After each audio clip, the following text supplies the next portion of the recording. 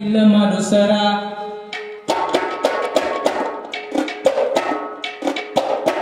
अजरामर कीर्तनांगे जगतात कोंडाणा तो घेतला जाऊन राहतो राजी भाजी केली त्याने खैरात जी जीवाची केली त्याने खैरात जी जीवाची केली त्याने खैरात जी महाराष्ट्र दुर्ग कोंडाणा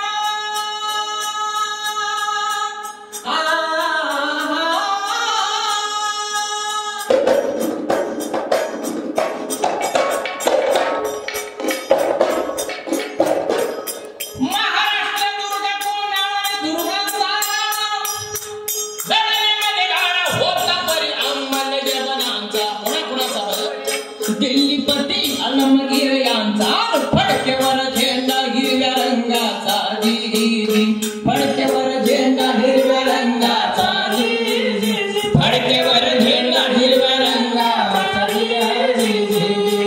आणि असा हा झेंडा कोणी पाहिला बरं जिजाऊन झेंडा पाहिला त्याचा हिरवा रंग ओळखला काय बोलली जिजाऊ आपल्याला आपल्या मनामध्ये मासाहेब कोणता विचार करताय काय बोलली जिजाऊ आपल्याला ऐकते ना फडकतोय मेला हिन देतोय माझ्या भगव्याला थांब धाडते तुझ्या रे बापाला डोळ उघडून बघतो तुला हिऱ्याची अंगठी बोटाला काढून दिली हुजऱ्याला शिवबाला निरोप धाडला काय म्हणून शिवबा हे जर बसला असशील जेवायला जर बसला असशील भोजनाला तर इथं यावा हात धुयाला राजगडाला जी राजगडाला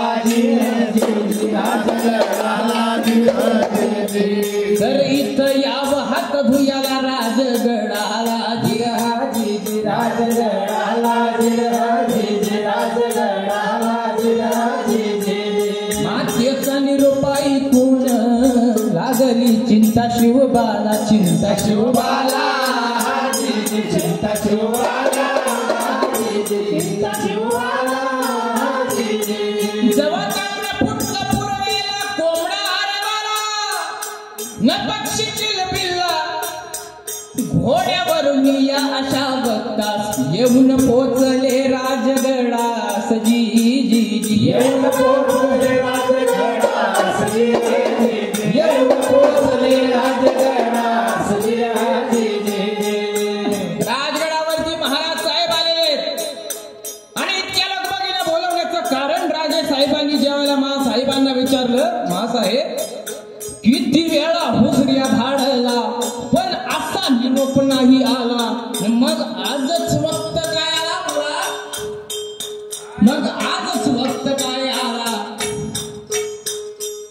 महासाहेब या आधी कितीतरी वेळा निरोप आपण रायगडावरती पाठवलेला आहे पण असा लगबगीचा निरोप या आधी कधी आलेला नाही शुभा त्यामागं पण एक कारण आहे महासाहेब उद्गारले अरे राजकारणात तुझं लक्ष कितपत आहे नाही कान फाडू नये राजस्थानच्या सरहद्दीला जात असता सती एकवाला तितक्यात उदय भांडणाला त्यानं काय बर प्रकार केला त्यानं लाथ मारली चितेला आणि तिला घेऊन याला तिच्या माग जगत सिंग म्हणून कोणी एक गेला जी कोणी एक गेला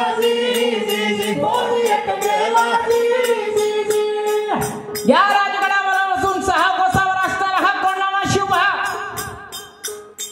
या कोंडाण्याचा किल्लेदार जो औरंगजेब बादशाहच्या पायाची धूळ चढतो त्याचं नाव उदयभान राजस्थानच्या सरहद्दीला कमलकुमारिका नावाची तुझी एक भगिनी सती जायला निघालेली असताना तिच्या झिंजीला धरून फडफडत त्याने या कोंढाण्यावरती त्याला आणून ठेवलेला आहे आणि तिच्याशी तो जबरीनं निकाल लावण्याचा प्रयत्न करतोय शिवबा असं असताना तू काय केलं पाहिजेस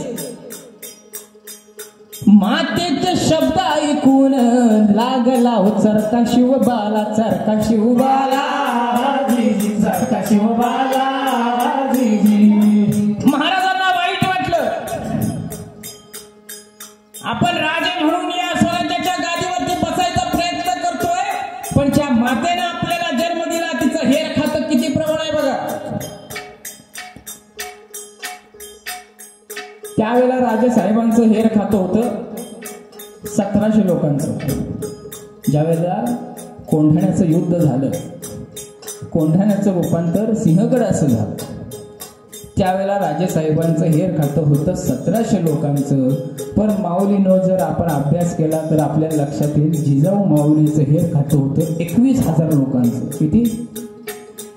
हा, हे शाहीर सांगायला विसरतो. आपण म्हणतो ना धन्य ती जिजाई माऊली शाहीर म्हणतात, जिच्या हाती पाळण्याची दोरी ती जगाचा उद्धार करी. माऊलीने शिवाला जन्म दिला, त्याला बाळकडू दिला, ज्ञानाचं ज्ञानामृत पाजलं, पण त्या माऊलीचा अभ्यास करायला शाहीर लोक विसरतात.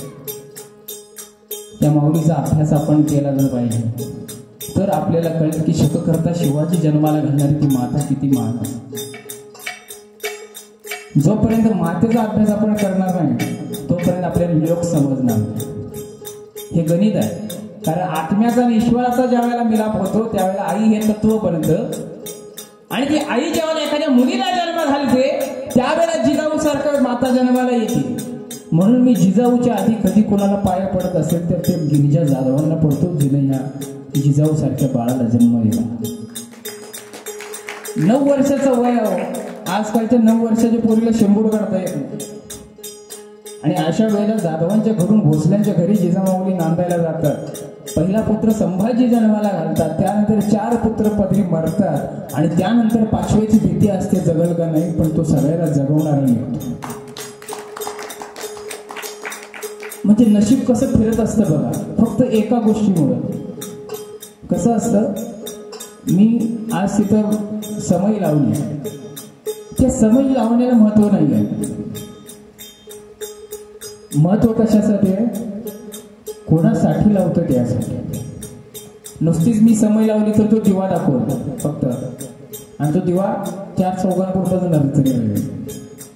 आपण पुढं जी प्रतिमा ठेवलेली आहे त्या सूर्याला दिवा दाखवायचं काम करतो. काय अर्थ आहे? आणि म्हणून शाहिरांची ही भूमिका असली पाहिजे की हे जे तळपते सूर्य आपण हार घालून ठेवलेले आहेत त्यांचं चरित्र आपण अभ्यासलं पाहिजे, त्यांचं चरित्र आपण वाचून लोकांना सांगितलं पाहिजे. मला आनंद वाटला अण्णाभाऊंचं फोटोमध्ये बघून. त्यांचा ज्या वेळेला मी पोवाडा लिहिला, बऱ्याच जणांनी लिहिला असेल मला माहिती नाही. ज्यावेळेला पोवाडा लिहिला त्यावेळेला त्या चांदबिबी चाळीत आम्ही जाऊन आलो, आणि त्या चांदबिबी चाळीत लोकांना विचारलं ते खरंच असं करत होते का? तर त्या काळची लोक अजून काही काही आहेत ज्यांची वय आता 97-98 अशी आहे. तर एक म्हातारी बोलली, आपण फोटोतून जजमेंट लावतो, अंदाज लावतो की कसे दिसत असते. मुस्लिम आजी होत्या. हो क्या दिखता था, काला सावला जाता, पण लई देखना शाहीर. म्हणजे त्यावेळच्या लोकांनी बघून ठेवलेलं आहे, आपल्याला कधी ऐकायला मिळालं नाही. त्यावेळच्या लोकांनी बघून ठेवलं. आणि खरंच गिरणी कामगार म्हणून काम करत असताना जे एंट्रीच्या आणि एक्झिटच्या पावती मिळायच्या त्या पावतीवरती कादंबऱ्या लिहून लिहून हा साहित्य सम्राट घडलेला आहे.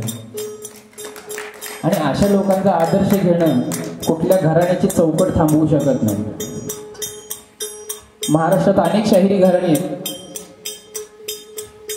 दीक्षित घराणं वेगळं आहे, विभूते घराणं वेगळं आहे, खाडीलकर हे घराणं वेगळं आहे, आत्माराम पाटलांचं घराणं वेगळं आहे.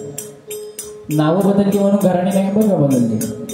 शाहीर अमर शेखांची आणि लाल बावटा पथकाची ही एक वेगळी शैली आहे. आणि या सर्व शैलींमध्ये प्रत्येकाचं वर्चस्व होतं, प्रभुत्व होतं. म्हणून अमर शेखांसारखा वाघ हा दिल्लीत दहाडू शकतो. आणि त्याच पद्धतीचा आदर्श जरी आम्ही विभूते घराण्यातला असलो किंवा विभूत्यांचा शाहीर म्हणून गात असलो किंवा ती परंपरा गात असलो तर चांगलं ते लोकांसमोर मांडता येणं आणि आपल्या बुद्धीच्या सुपीकतेत त्याचा पाझर भरवणं हे मला माझं कर्तव्य वाटतं, कारण उद्याच्या येणाऱ्या पिढ्यांना ही चौकट सांगून चालणार नाही दादा. ही संस्कृती संस्कृती सांगण्याची गरज आहे. म्हणून विविध घराणी जरी असली तर त्यामध्ये महाराष्ट्राची संस्कृती कशी एक आहे हे सांगणारी शाहीर आजकाल कमी आहे. पण मी सांगतोय त्या जिजामाऊलीबद्दल, अरे द्या रे द्या तलवार करा या दुष्टांचा संहार जाईल मीच पुढे, असे संस्कार त्या गिरजा माऊलीने त्या माऊलीवरती केलेले होते. त्या माऊलीला पुत्र होता छत्रपती शिवाजी राजा आणि त्या शिवबाचा उजवा हात होता नरवीर तानाजी मालुसरा. त्याने हा सर्व प्रकार ऐकला. माऊली त्या राजगडावरती शेलार मामा नरवीर तानाजी मालुसरे आणि तानाजीचा भाऊ सूर्याजी बंधू रायबाच्या लग्नाचं तांदूळ देण्यासाठी आले. अर्थातच 80 वर्षाचा शेलार मामा ज्याने शिवाजी राजांचा चेहरा पाहिला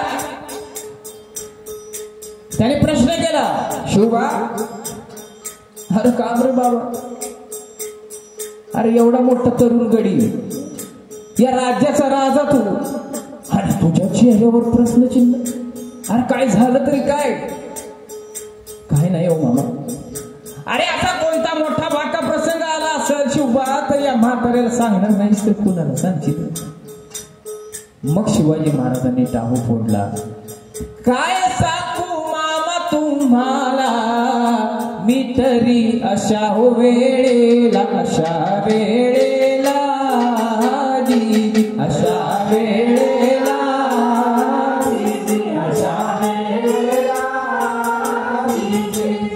काय सांगू मामा तुम्हाला मी तरी अशा वेळेला जिरा जिरर जिरर जी.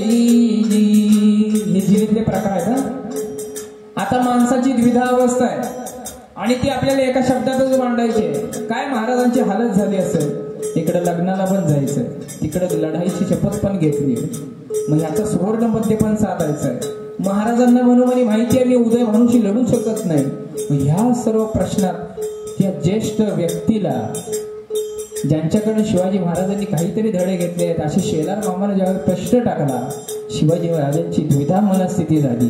आणि ते द्विधा मनस्थिती कशी झाली हे शाहिरांनी कशी सांगितली त्याचे काही प्रकार. काय सांगू मामा तुम्हाला मी तरी अशा वेळेला जिरा जिरर जिरर जी. काय सांगू मामा तुम्हाला मी तरी अशा वेळेला वेळेला जिरर जिरर जिर जी. काय सांगू मामा तुम्हाला मी तरी अशा वेळेला मामा आम्ही इकडं लग्नाला यावं, तिकडं उदय भाण्या फावावं, कमळेला भ्रष्ट करावं, भगिनीच्या आभरूवरी घाव, धान्यात परकीय हे राव, आणि आम्ही खुशाल डोळ्याने का पाहावं, कानानं खुशाल ऐकावं, आन चैनी मध्ये लोळावं, जे जगी असले मानव शंड ते सर्व जी संड ते सर्व संड ते सर्व जगी असले मानव ते आहे सर्व शंड शंडजी शंड शंडजी जिरर जिरर जिरजी. हे पारंपरिक लोक हा असं म्हणू शकता तुम्ही.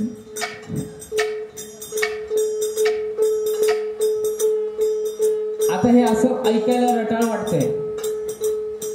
मग शाहिरांनी काय विचार केला की नाही हे असं ऐकायला रटाळ वाटतंय, बसणारी तरुण पिढी जास्त वेळ बसू नाही शकत असं आहे.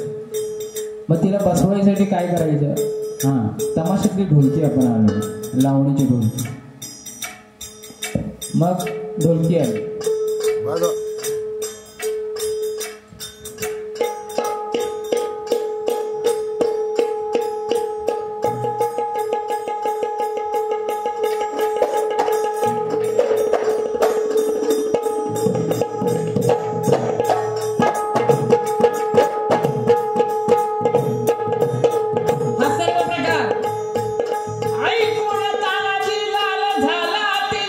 चेहरा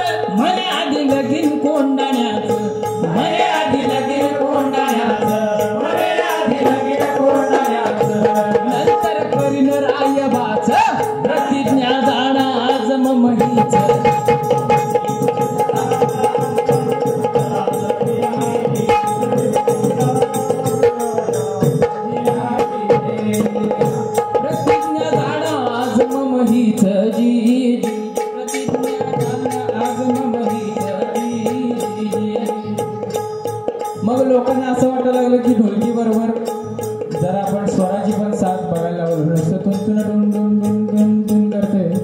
जरा मग पेटी जर पण आली यारा बिरा वाजला तर लोक जरा जमायला चालू होतात. मग शाहीर हिरो सारखं येणार, शाहिरांची एंट्री होणार. मग हार्मोनियम आली, ज्याला आपण सूरपेटी म्हणतो, पेटी म्हणतो, आम्ही कधी कधी संवादिनी म्हणतो. पण आमचा आवाज बाहेर काढायला जी कारणीभूत हत्यार आम्हाला देवाला दिले ती हेच आहे, टाळ, डग, तुंतुन, ढोलकी. आणि मग त्यात हळूहळू सगळ्या पद्धतीचे लोक शाहिरी सादर करत असताना वेगवेगळ्या पद्धतीचे प्रकार आणायला लागले.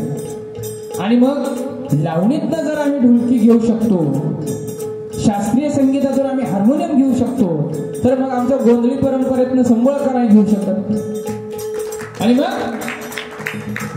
हा नरवीर तानाजी मालुसरा, हा नरवीर तानाजी मालुसरा कोंढाण्याचा अभ्यास करण्यासाठी या कोंढाण्यावरती रूप बदलून गेला. कशा पद्धतीनं? तेलकट बंडी अंगाला, तेलकट बंडी अंगाला. हा, हे शाहिरांनी आमचं संबळ. तेलकट बंडी अंगाला, तेलकट बंडी अंगाला, तेलकट बंडी अंगाला.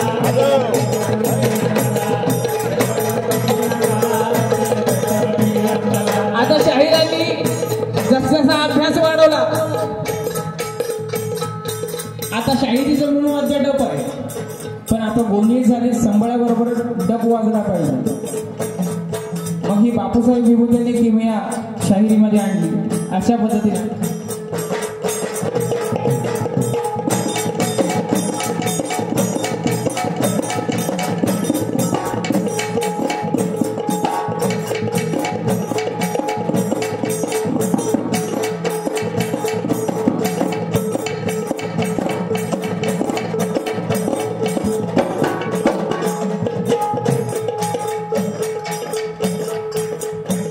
तेलकटी बंडी अंगाला, आगा तेलकट बंडी अंगाला.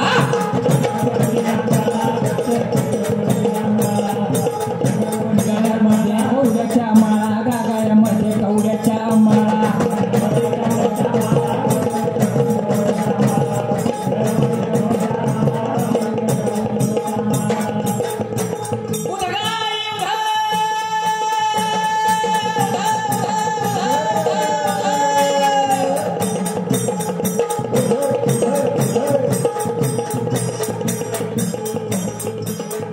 जसा आवाज या गडावरती गेला तान्हाजीचा, तशी ही बहुरूपी लोक बघा. बहुरूपी पण महाराष्ट्रातली लोककला आहे. आणि यांचा राजा मानला जातो तो आमचा बहिर्जी नाईक. पण महाराजांच्या प्रत्येक मावळ्याला ही कला शिकवलेली होती.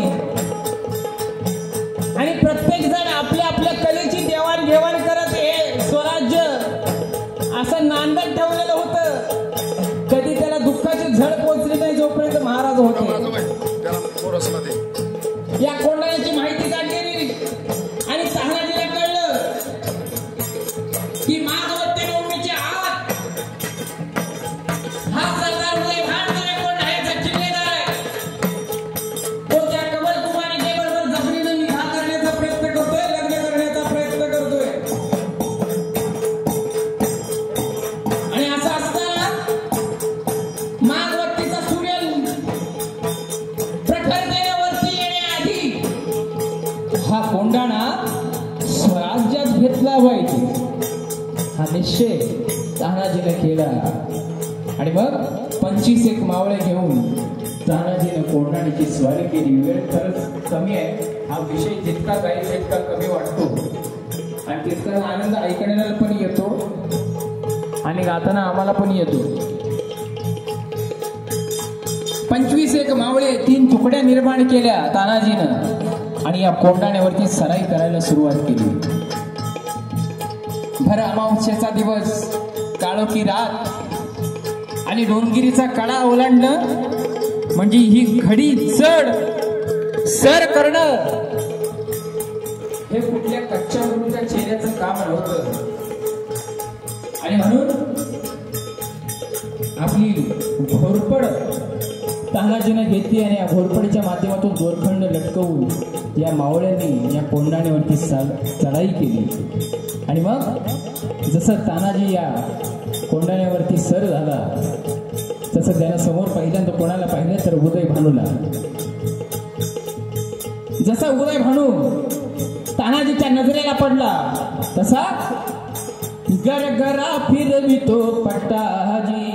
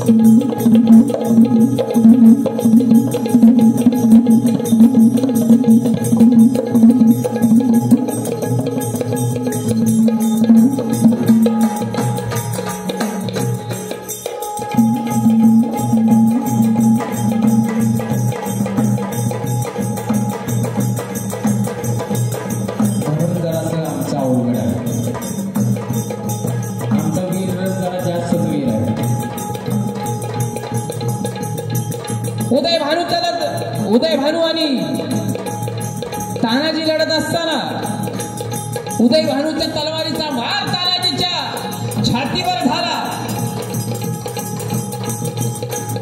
तानाजी रक्ताच्या तोरणात कोसळला, त्याचा प्राण झाला.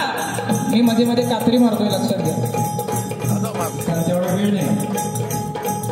आपला वीर पडला, आपला भोरक्या पडला, आपला ताजा पडला म्हणून मराठे मावळ्यांनी सैरा वैरा पळायला सुरुवात केली.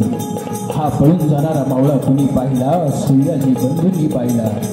एकीकडे आपला भाऊ रक्ताच्या थरोड्यात कोसळला आणि दुसरीकडे मराठे मावळ्यांनी सैरा वैरा पळायला सुरुवात केलेली आहे. हा पळून जाणारा मावळा कसा माघारी ठेवावा, कसा कोणाला गड सर करावा, कसा मागवत्य नवमीचा सूर्य उगवण्याआधी महाराजांची घेतलेली शपथ पार करावी, हा प्रश्न सूर्याजी समोर पडला. आणि या पळून जाणाऱ्या मावळ्यांना रागाच्या द्वेषामध्ये या सूर्याजीने एकच असा संदेश केला. अरे कोणता? अरे पळा पळा रे पळा, हातामध्ये धरता तलवार, अरे कशाला हा भार, फेका त्या दुराने बांगड्या भरून चालू गडी, अरे भंडारा लावून भाई गडे, उध उध करीत फिराऊ गडे आले,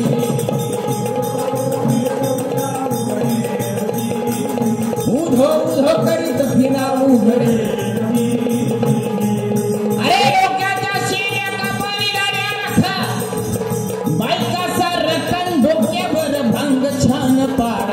कल्लेदार मिशा साऱ्या भोळा जात्यावर बसून तुरी भरडा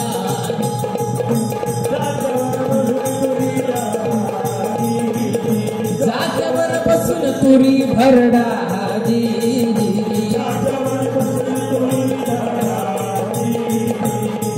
हे शब्द झोंबले मावळ्याला हे शब्द झोंबले मावळ्याला आणि फिरला सारा भाला शिरतो यवनाला जोत बघा करतो अल्लाह अल्लाह सूर्याजीची मदत भारी याला अल्लाह काय भारी गेला त्याला हाजी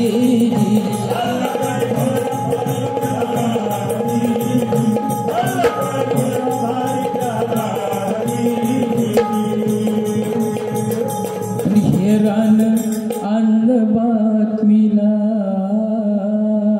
टाक धिन्ना धिन्ना धिन्ना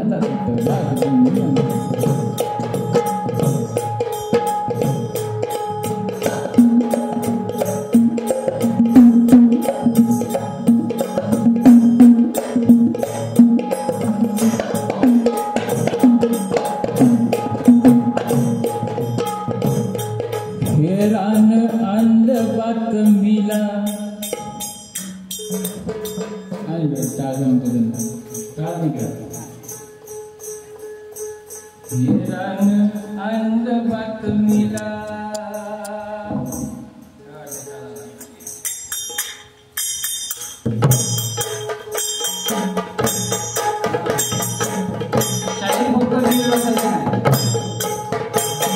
हेरान अंध बातमीला राजे तानाची पडला धरणीला माझं धरण पडलं महाराजांनी तडक राजगड गाठलं महाराजांनी राजगडावर आधी चूक केली तानाजीचा रक्तात माखलेला देह बघून महाराजांनी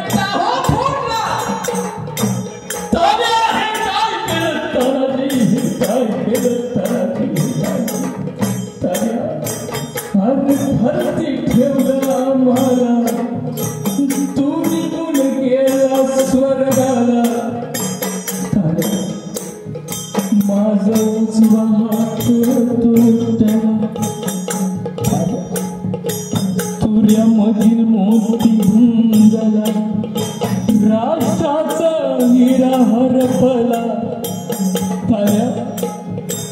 ताब्यात गडाला परी माझा शिव आज गेला परी माझा शिव आज गेला तेव्हापासून शिवगड म्हणती लोक किल्ल्याला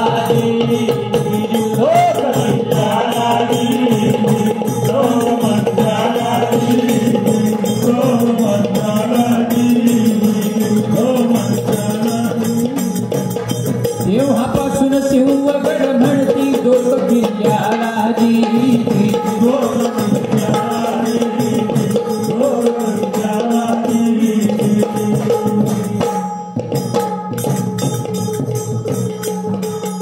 हो चला आता आपण आपलं सत्र चालू